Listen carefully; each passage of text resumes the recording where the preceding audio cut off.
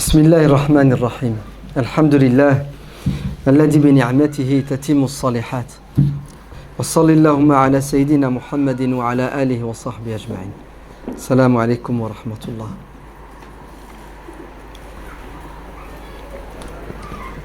Pas mal de musulmans pensent et croient que la piété réside dans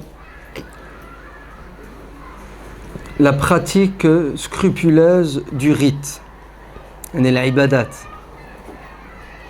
Ainsi est pieux dans l'inconscient de beaucoup de musulmans celui qui prie. Celui qui prie, bien entendu, des prières surérogatoires. Si vous prenez les livres d'hagiographie, Tabaqat al-Awliya, qui font la biographie des hommes pieux, des hommes saints des premières générations, et vous regardez, vous remarquerez qu'ils sont toujours décrits comme des saints, des gens pieux, et la sainteté est à 99,99% synonyme de quoi? De piété rituelle scrupuleuse. L'imam Intel, etc., faisait 200 rak'at par jour. D'accord? Il jeûnait toute l'année. Il lisait 4 fois le Coran la semaine. Bon, il y a toujours des exagérations, mais c'est rien. Voyez, la piété, la sainteté de la personne, elle est concentrée sur sa pratique rituelle, l'ibadat.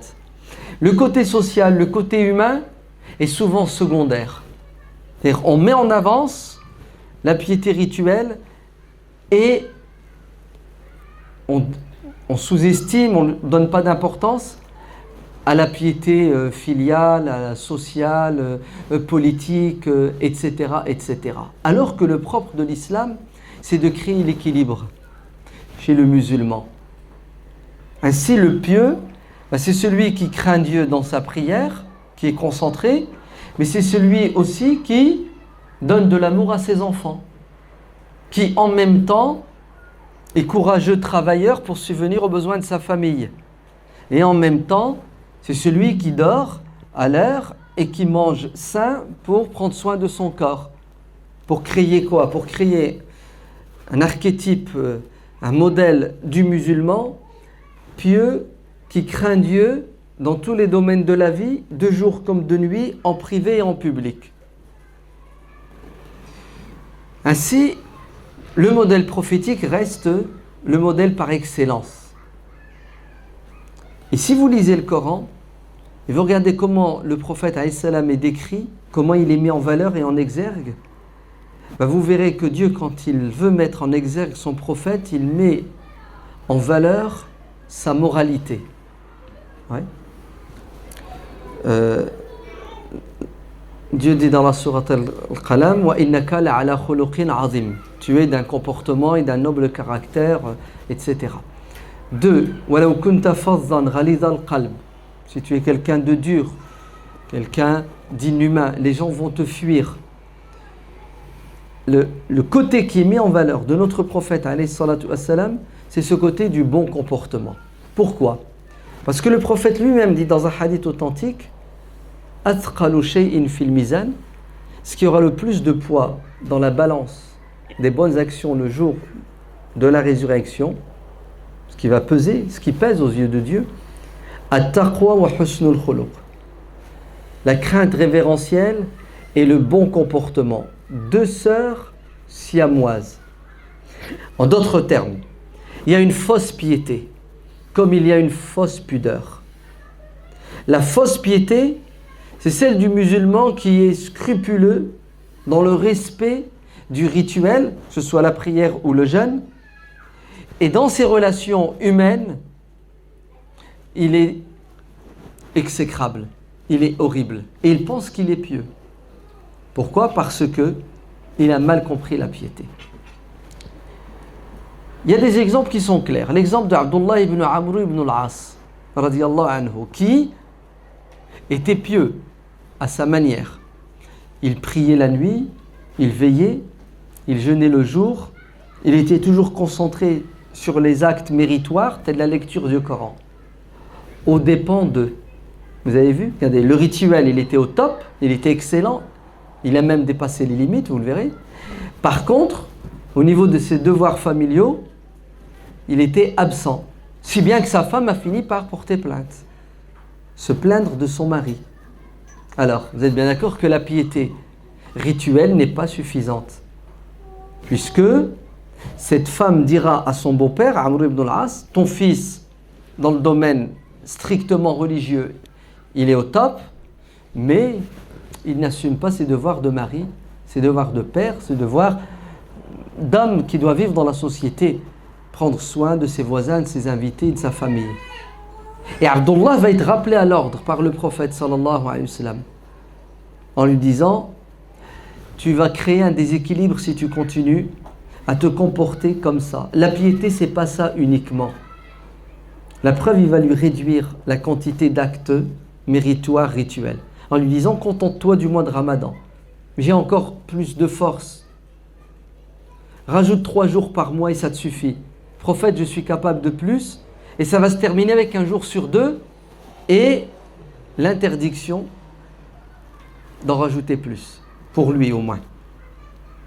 Pourquoi? Le prophète lui dit, tu dois prendre soin de ton corps, tu vas l'user, le fatiguer, l'abîmer.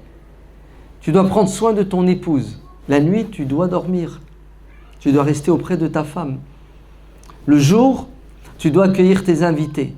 Bref, Abdullah dira vers la fin de sa vie qu'il regrettera son régime spirituel.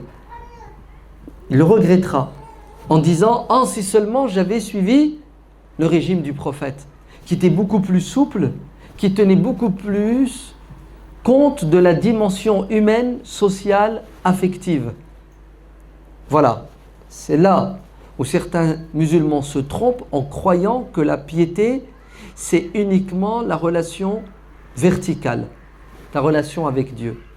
Alors qu'en vérité, ta relation avec Dieu, intime, ouais, le zikr, la salat, l'invocation, lecture du Coran, ce ne sont que des moyens pour atteindre des objectifs. Pourquoi Dieu veut que l'on soit proche de lui, qu'il soit proche de nous? C'est pour qu'on l'ait à l'esprit, afin qu'on l'aime et qu'on le craigne. Qu'on l'aime pour faire le maximum de bien. Mais tu vas faire du bien à qui? À Dieu? Hacha. Pour faire du bien aux créatures de Dieu. Que tu le craignes, pourquoi? Pour que tu ne fasses pas de mal. Tu vas faire du mal à Dieu? Hacha. Pour ne pas faire du mal aux créatures de Dieu. Donc la piété en soi, elle a un objectif. C'est d'élever l'être humain afin qu'il soit excellent dans son comportement, dans ses relations.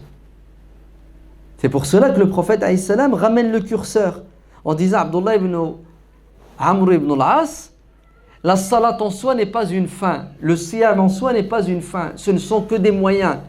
La'allakum tattaqun. Jeûner pour atteindre la piété. Et c'est quoi la piété? C'est pas le jeûne. Le jeûne, c'est un moyen pour atteindre la piété. La prière, c'est un moyen pour atteindre la piété. Inna salata tanha anil fahsha'i wal munkar. On prie pour ne pas devenir des délinquants. Vous avez vu? La piété, en fait, elle a 2 dimensions.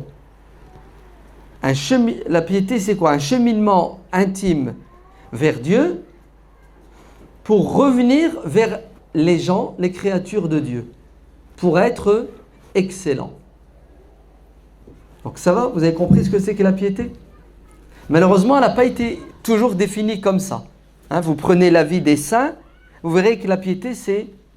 Alors, attention, hein, il y a quand même dans la vie de ces saints-là une dimension sociale, familiale extraordinaire.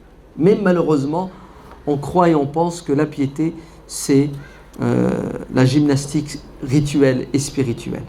Alors qu'il y a une gymnastique sociale, humaine à avoir. Le deuxième exemple, c'est celui de Salman avec Abu Darda. Abu Darda qui accueille Salman chez lui. Et il remarque que l'épouse de Salman, elle souffre. Et pourquoi est-ce qu'elle souffre? Parce que son mari la délaisse. Son mari n'assume pas ses responsabilités en tant que mari. Et Salman va rappeler Abu Darda à l'ordre en lui imposant un autre régime de piété. Tu dors, tu pries, tu jeûnes, tu manges, tu prends soin de ton corps, tu prends soin du corps de ton épouse. Et le prophète sallallahu alayhi wa sallam dira de Salman que c'est quelqu'un qui déborde de sagesse, de bon sens. Parce que l'objectif, c'est de créer l'harmonie. Et notre prophète sallallahu alayhi wa sallam était quelqu'un de pieux dans tous les sens du terme.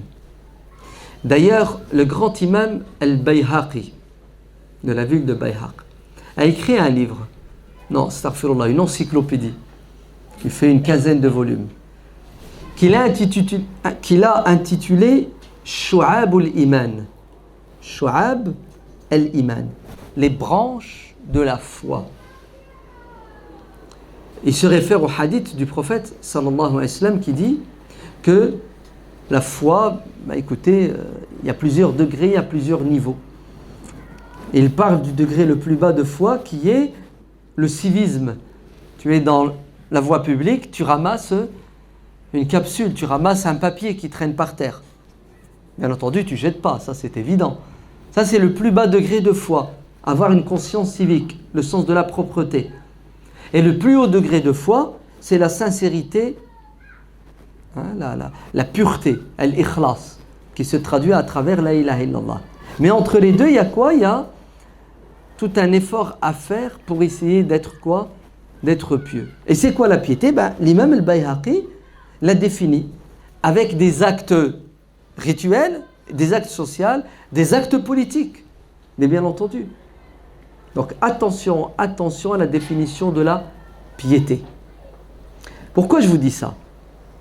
Parce que malheureusement, l'éducation musulmane aujourd'hui insiste plus qu'il ne faut sur le côté rituel, l'ibadat, aux dépens de al-mu'amalat, le savoir-vivre, le relationnel. Et c'est une déviance, car notre religion ne fait pas de distinction entre le spirituel et le temporel. La preuve. L'imam Ahmad radiyallahu anhu rapporte un hadith authentique.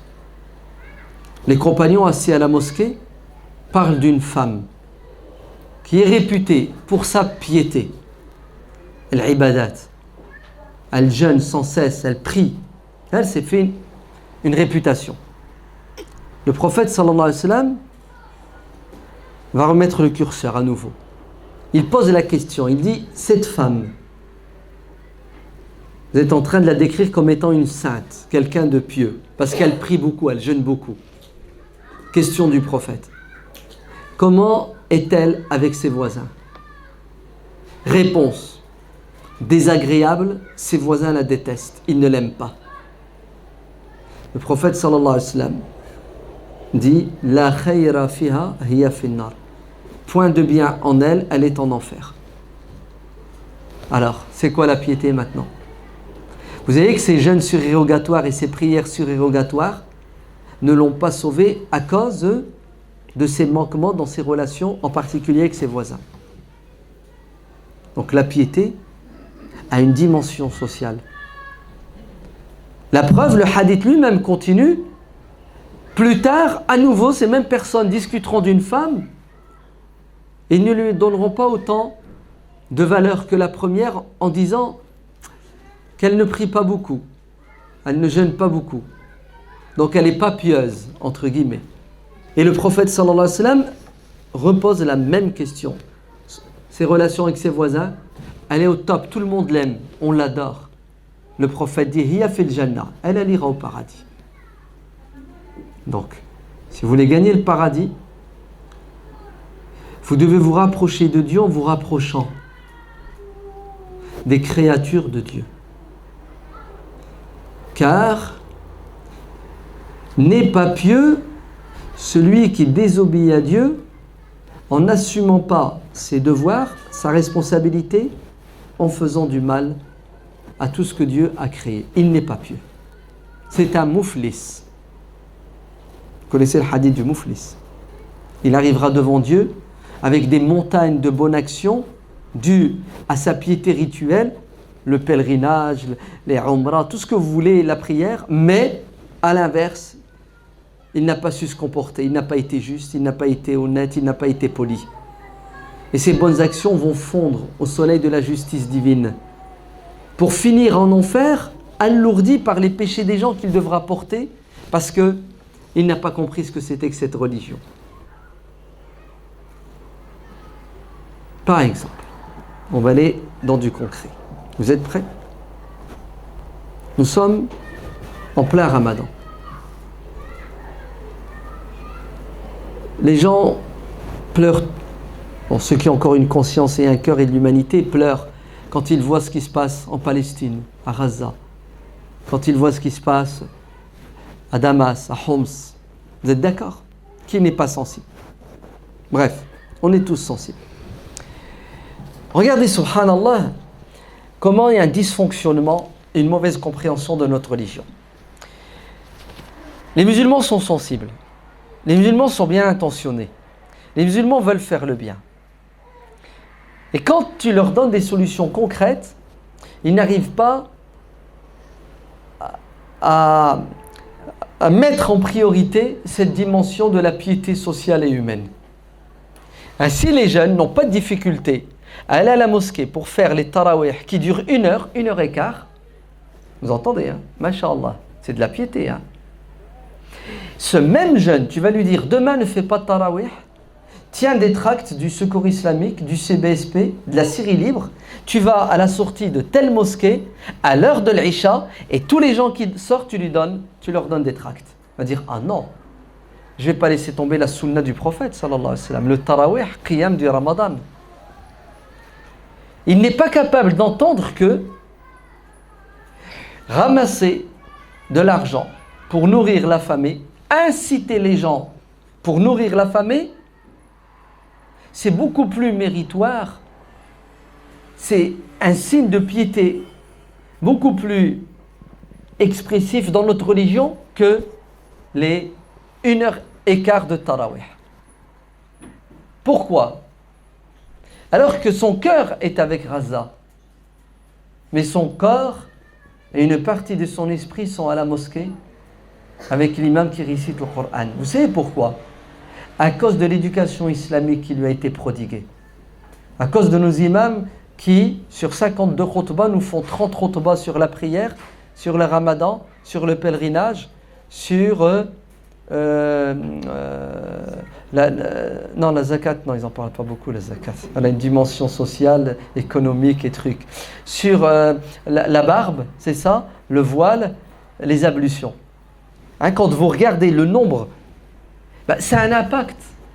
En fait, il y a un déséquilibre. Ouais.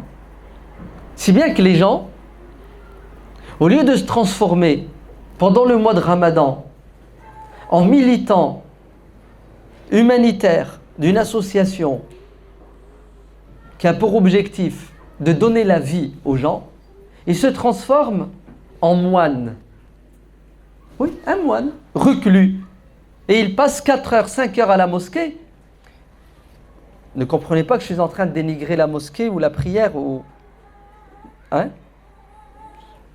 Il est prêt à donner 4 heures, 5 heures de son temps au Coran, à la prière, au dhikr, et il ne donnera pas 2 heures de son temps pour l'humanitaire, alors que c'est plus important. C'est une priorité, c'est primordial. Un deuxième exemple. Si vous regardez le nombre de visas qui sont donnés pendant le mois de Ramadan pour la Umrah, vous vous dites c'est pas possible, on se croirait au pèlerinage. Et c'est vrai. Regardez tout à l'heure la chaîne parabolique, regardez la Kaaba, regardez la mosquée sainte, c'est rempli comme si c'était le pèlerinage. Pourquoi? Parce que on a enseigné aux musulmans qu'une Umrah pendant le mois de Ramadan est égale à un pèlerinage aux côtés du prophète alayhi salatu wassalam. Et qu'une prière à la Mecque c'est 500 000, c'est 100 000, c'est ça? Une prière c'est 100 000. 5 prières, 500 000. Plus les nawafil, plus pendant un mois, je dis ce qui se passe dans la tête et ce qui est réel et c'est sincère. Pendant un mois, tu es à la Mecque, 15 jours, tu ne vois pas de munkar, tu ne vois pas de haram. Ils sont des centaines de milliers? Non, ils sont des millions. Vous entendez, hein? Allez faire la Umrah pendant le Ramadan, ce qui implique des dépenses. Alors là, ça dépasse ouais, nos compétences mathématiques, c'est en milliards. Hein. Au lieu de boycotter la Umrah cette année et d'investir cet argent à Gaza, à Dimashq. Vous entendez? Non. Le musulman considère que la piété, c'est une Umrah pendant le Ramadan. Le pire, c'est pas ça. C'est que la plupart d'entre eux, ils sont déjà allés 2-3 fois. C'est pour ça un homme est venu voir Hatim al-Assam. Et il lui a dit, je veux aller à la Mecque. Hatim al-Assam lui dit, pourquoi tu veux y aller? Il lui dit, je vais cheminer vers Dieu. Je veux voyager et aller à la rencontre de Dieu, la mosquée sainte, etc., etc. Hatim al-Assam, peut-être que je me trompe, non, c'est Bishr al-Hafi, je crois. Je ne sais plus. Hatim al-Assam. Hatim al-Assam lui dit, très bien, donc tu veux aller à la Mecque, tu es emporté et animé par la crainte, la piété de Dieu. Il lui dit, naam. Il lui dit, taïb. Est-ce que tu veux que je t'indique une action qui va plaire en Dieu encore plus et tu seras plus satisfait si tu l'accomplis? Il lui a dit, taban, moi je recherche l'agrément de Dieu, ridallah. Il lui a dit, l'argent que tu vas dépenser pour aller à la Mecque, investis-le dans la veuve et l'orphelin. Et là, notre musulman pieux va lui dire, oui mais non, quand même, la Kaaba, la maison de Dieu, la visite de la tombe du prophète, et il revient sur les effets bénéfiques, ouais, du pèlerinage et de la Umrah. Et regardez ce que va lui dire Hatim al-Assam à la fin. Il va lui dire, tu ne cherches pas à plaire à Dieu, tu cherches à plaire à toi-même. Allez, tu cherches ton plaisir spirituel, psychologique, tu l'appelles comme tu veux. Si tu voulais vraiment plaire à Dieu, sache que plaire à Dieu, c'est donner manger à celui qui a faim. Car Dieu n'a que faire de ta prière. Dieu n'a que faire de ton pèlerinage. Ce sont des actes d'adoration, de piété qui ont pour objectif de déclencher en toi la dimension humaine qui doit s'exprimer à travers la rahma, la miséricorde. Irhamu man fil ardi yarhamkum man fis sama. N'est pas pieux celui qui n'est pas miséricordieux. N'est-ce pas? Un homme est venu voir le prophète sallallahu alayhi wa sallam en lui disant, ô messager de Dieu, je me plains de mon cœur qui est devenu insensible. Qaswatul qalb. Mon cœur est devenu comme de la pierre. Je ne sens plus la foi. Le prophète sallallahu alayhi wa sallam va le renvoyer vers un remède spirituel. Tu veux avoir la piété, tu veux avoir la foi? Bien sûr, prophète, tu es le médecin, le cardiologue, donne-moi le remède. Et vous savez, c'est quoi le remède du prophète sallallahu alayhi wa sallam? Imsah ra'sa al-yatim ou al-miskin, si ma mémoire est bonne. C'est la même chose. Et de l'amour, de la pitié, de la compassion pour l'orphelin, pour l'affamé. Tu auras la foi. Vous avez vu la piété, ce que c'est? Et notre prophète sallallahu alayhi wa sallam était comme ça. Il avait une piété intime avec Dieu. La nuit, chez lui, dans sa maison, il prie jusqu'à ce que ses chevilles s'enflent. C'est clair ou c'est pas clair? Vous le savez. Très bien. Vous remarquerez qu'il avait pitié de ses compagnons. Il ne voulait même pas prier en public, les prières non obligatoires, pour éviter qu'elles deviennent un fardeau pour ses compagnons, tellement il était miséricordieux. Aujourd'hui, les tarawih sont devenus des prises d'otages. Des prises d'otages. Allah al-Adim, l'imam, il a un délire, c'est qu'il doit finir le Coran. Pas à la fin du mois, à la nuit du 27e. Les coutumes maghrébines. Il doit le finir. Les dégâts, les dommages collatéraux, c'est rien, ça ne l'intéresse pas. Ouais. Ils se retournent derrière, ils sont tous défoncés, fatigués, morts, tout ce que vous voulez, ça ne l'intéresse pas. Lui, il est en pleine forme. C'est pourquoi il est en pleine forme? Parce qu'il ne connaît pas le marteau-piqueur, il ne connaît pas 4 heures de bouchon. Il est en pleine forme. Les imams sont en pleine forme. Je suis désolé. Ils font rien, ils dorment la journée et ils prient la nuit. Très bien. Une prise d'otage. Et il y a la pression sociale et communautaire. Attends, Chouma, attends, ça va pas, je vais pas à la mosquée, Tarawih. C'est lourd, hein, attention. Hein. Alors, au lieu de les réduire, de les raccourcir, parce que les conditions, ouais, l'imposent. Hein, l'heure tardive de la prière de l'Aïcha, 18 heures, 20 heures de jeûne, d'accord, ouais, les gens qui travaillent, les faibles, les malades, etc. Au lieu de tenir compte de tous ces facteurs et d'adapter les prières nocturnes aux conditions, non. On s'entête et on s'enferme parce que la piété chez nos imams, c'est 1h15 de tarawih et le clou du spectacle, c'est 15 heures de dua. Si bien qu'à la fin, tu le maudis. Et t'as qu'une envie, c'est qu'il arrête. Ouais. Au lieu de dire aux gens, écoutez, vous savez ce qu'on va faire? On va faire des tarawih de 25 minutes. Avec l'Aïcha, hein, compris, hein, package, 25 minutes. Rentrez chez vous, allez vous reposer. Ouais. Et je vais vous indiquer des actions pieuses à la place. Vous savez c'est quoi? Vous allez réduire la quantité de nourriture sur votre table les nuits du Ramadan et l'argent que vous ne dépenserez pas à acheter de la nourriture qui généralement finit à la poubelle, ça s'appelle du gaspillage pendant le Ramadan et on bat les records. Est-ce que vous savez que dans les pays musulmans, pendant le mois de Ramadan, la consommation augmente d'1 tiers? Vous ne savez pas? C'est rien. Allez voir le boucher de votre ville et dites-lui, Ramadan c'est quoi pour toi? Je te dis c'est mon chiffre d'affaires pour 3 mois, certains 6 mois. Vous entendez, hein? Alors, au lieu de ramener les musulmans vers quoi? Vers une piété culinaire, gastronomique. À table, vous allez réduire en pensant à ceux qui ont faim. Et les 50-70 euros d'économie que vous allez faire, le soir, vous les donnez en sadaqa. C'est mieux que les prières de tarawih. Oh là là, je viens de dire un blasphème là. Ah bon? Donner de l'argent à quelqu'un qui a faim, c'est mieux que le tarawih? Mais oui, c'est 1000 fois mieux que les tarawih. C'est évident. L'intégrité physique d'un être humain est plus importante que la Kaaba en elle-même. Donc,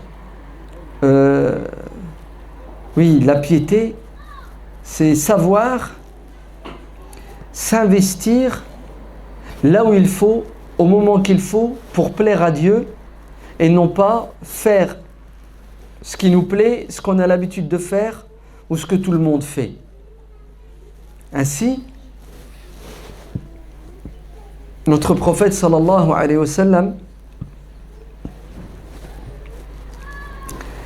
un jour il entre chez lui et il trouve ses épouses assises qui discutent. Et le prophète les observe et il dit à ses épouses, celle qui aura parmi vous le bras le plus long sera la première à me rejoindre au paradis. Et elles ont pris à la lettre la parole du prophète. Et le littéralisme, il est dangereux. Et elles ont mesuré leurs bras.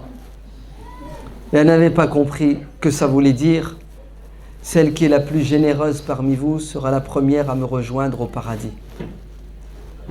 Et elles ont compris ce que le prophète disait quand elles ont découvert que c'était Zaynab. Et Zaynab, qu'est-ce qu'elle avait de particulier? Zaynab, sa spécificité, sa piété scrupuleuse, vous savez, c'était quoi? C'était de bosser, de travailler pour gagner de l'argent. Elle tannait les peaux qu'elle vendait et l'argent qu'elle récupérait, c'était pour les orphelins. Voilà. Elle s'est investie. Et Aïcha radiallahu anha, l'épouse du prophète sallallahu alayhi wa sallam, vous savez ce que disent les biographes d'elle? Ils disent qu'elle va regretter sa participation militaire à une bataille. C'était une erreur politique de sa part. Et elle va faire tauba. Elle va regretter, elle va demander à Dieu le pardon. Mais ces gens-là ne demandaient pas à Dieu le pardon uniquement avec le cœur, la parole. Mais concrètement, elle a demandé pardon. Écoutez bien. Aïcha, pour se faire pardonner, va libérer 50 esclaves. C'est ce que c'est un esclave. C'est comme si je vous disais, aujourd'hui, pour te faire pardonner, tu vas acheter 50 ambulances. Et tu vas les envoyer à Gaza. Vous entendez? Aïcha, son argent, elle l'investissait pour que Dieu lui pardonne. J'ai envie de dire, mais une ambulance suffisait, non? 2, 3, 50 pour se faire pardonner. Vous avez vu la piété? Et Aïcha, quand elle voulait donner à un pauvre une pièce, elle tendait la main avec la pièce dans le creux de sa main, afin que le pauvre prenne la pièce. On lui a fait la remarque. Elle a dit, c'est moi qui ai besoin de lui, et non pas lui qui ait besoin de moi. Quand elle tend la main, c'est elle la pauvre, car c'est elle qui est en demande. En demande de quoi? En demande de pardon auprès de Dieu. Elle essaie de se faire pardonner, de se racheter en faisant ce geste. C'est presque si elle ne dit pas au pauvre, je te remercie d'avoir pris ma pièce, barakallahu fik, grâce à toi, je me rapproche de Dieu. Vous avez vu la piété? Il est même dit dans un hadith, parfois elle parfumait ses dons. On lui dit pourquoi? Pourquoi tu mets du parfum? Parce que je donne cette pièce à Dieu avant de la donner à la personne. Et Dieu est pur et bon, il n'accepte que ce qui est bon et ce qui est pur. Vous avez compris ce que je veux dire? Vous avez vu la piété où elle est? La piété ne s'arrête pas et ne doit pas surtout être prisonnière d'une compréhension et pratique de la religion purement rituelle, bien que le rituel ait sa place. Mais il n'est pas une fin en soi, il est un moyen pour atteindre un objectif qui est l'excellence. Car l'être humain doit se perfectionner pour essayer d'être bon dans tous les domaines. Et ce qui sauvera l'être humain, c'est sa capacité de sauver les humains. Car Dieu n'a que faire de nos actes rituels. Allah, il est indéniable que les musulmans sont des gens qui ont la foi, une foi qui déplace les montagnes. C'est clair, non? On vous a jamais fait la remarque dans votre quotidien, comment vous faites? Vous arrivez à ne pas manger, à ne pas boire alors qu'il fait chaud? Oui, oui. Non, c'est trop, moi j'y arriverai jamais. C'est normal, hein. C'est une question de... Et c'est vrai, hein. Allah Adim, c'est une question de foi. Je ne vois pas pourquoi je me priverai de boisson si j'ai soif. Ben Allah, celui qui est capable de se priver d'eau alors qu'il fait 40 degrés pendant 18 heures, il devrait être a fortiori capable de se priver de faire du haram et des péchés. Parce que le haram et les péchés ne sont pas utiles et ne sont pas bons. C'est ça que Dieu veut nous enseigner. Ok? Je vous interdis ce qui est beau et ce qui est bon pour que vous compreniez que vous êtes capable de vous priver de ce qui est mauvais et de ce qui est laid. Ah oui, celui qui est capable de ça est capable d'autre chose. Donc retenez-vous, Allah barik fikum. Ouais. Retenez surtout votre langue, n'est-ce pas? Car combien de gens auront des surprises en croyant que le fait de s'être privé la journée de boissons et de nourriture et la nuit de sommeil, ça va les sauver, alors qu'ils ont médit la journée. La médisance détruit le jeûne, le colportage, etc., etc.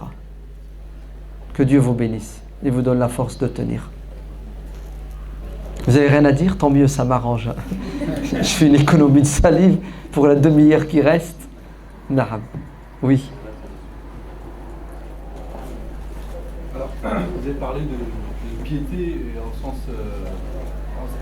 effectivement, dans la piété, il y a plusieurs niveaux de piété, aussi bien économique, sociale, politique et sexuelle, etc.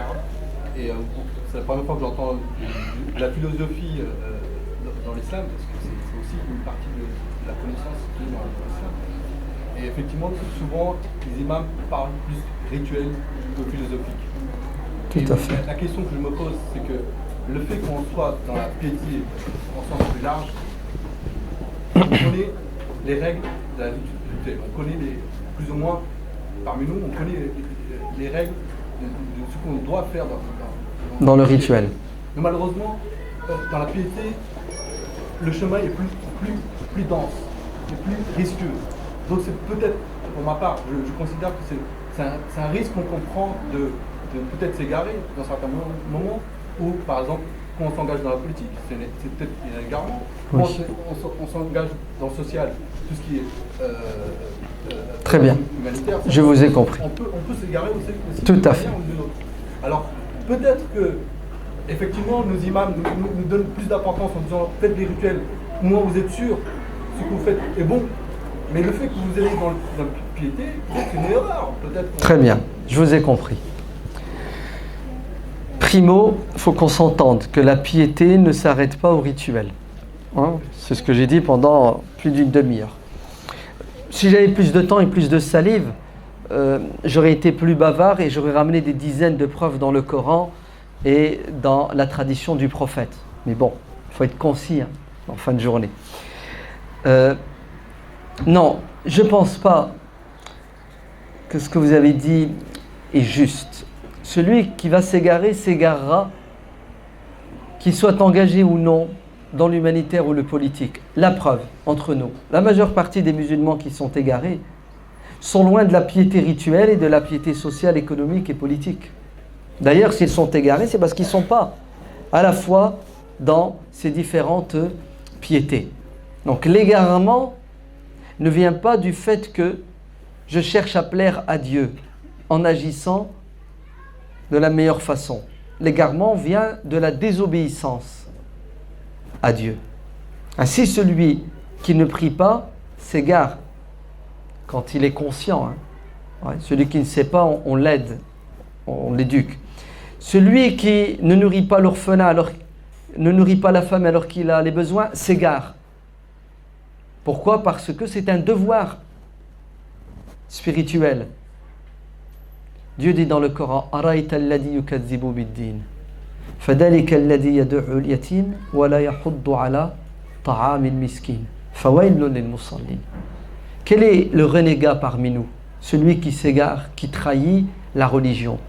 C'est dans un premier temps celui qui délaisse l'orphelin, qui le néglige, qui n'a pas de pitié pour l'affamé.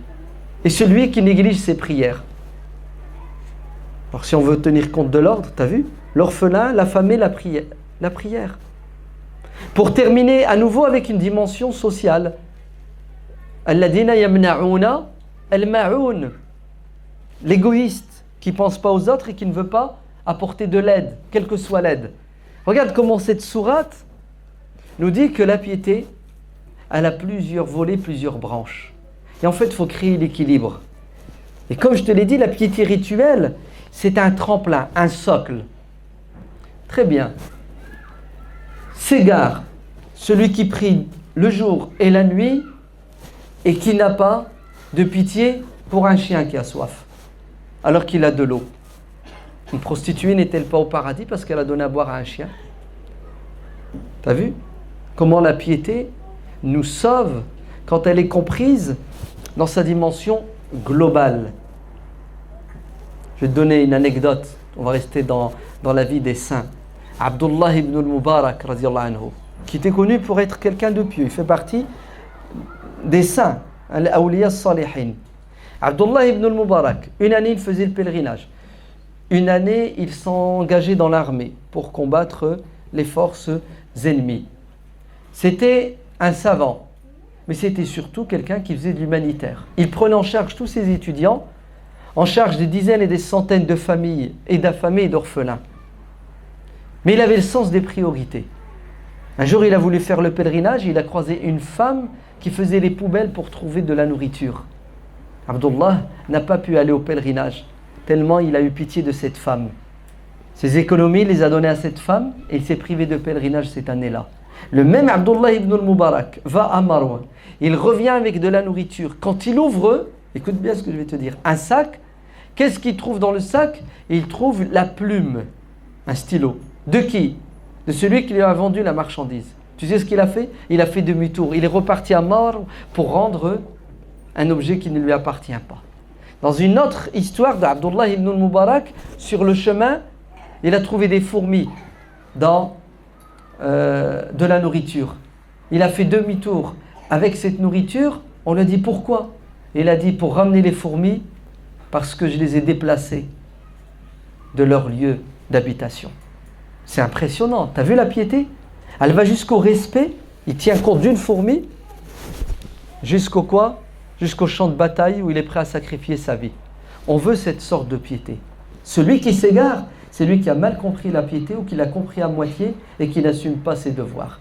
Donc je m'engage au niveau humanitaire, au niveau social, au niveau économique, au niveau spirituel, au niveau politique, avec une bonne intention, en respectant les limites rituelles, en respectant les limites religieuses et morales, et la loi. Et ça fait de moi quelqu'un d'épanoui, qui fait ce qui plaît à Dieu et qui fait du bien aux êtres humains. Wallahu alam. C'est bon, les 10 minutes sont passées? Je ne sais pas, hein, c'est le frère qui gère. La dernière. Toi-même. Naham.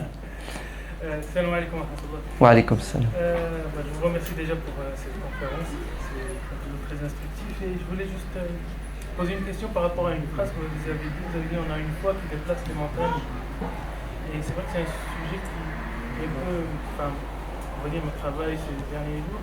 C'est que peut-être qu'au niveau personnel, effectivement, grâce à la foi, on peut déplacer des montagnes, mais des fois on a l'impression qu'au niveau du groupe, on n'est même pas capable de déplacer un caillou. Oui, je t'ai entendu. Voilà, sans que je détaille. Est-ce qu'il y a un remède? Tu n'as pas tout à fait tort. C'est vrai qu'il y a beaucoup de piété chez les musulmans quand ils sont pris individuellement, surtout la piété rituelle, mais il y a un manque au niveau de l'engagement spirituel, politique, humanitaire, intellectuel, etc.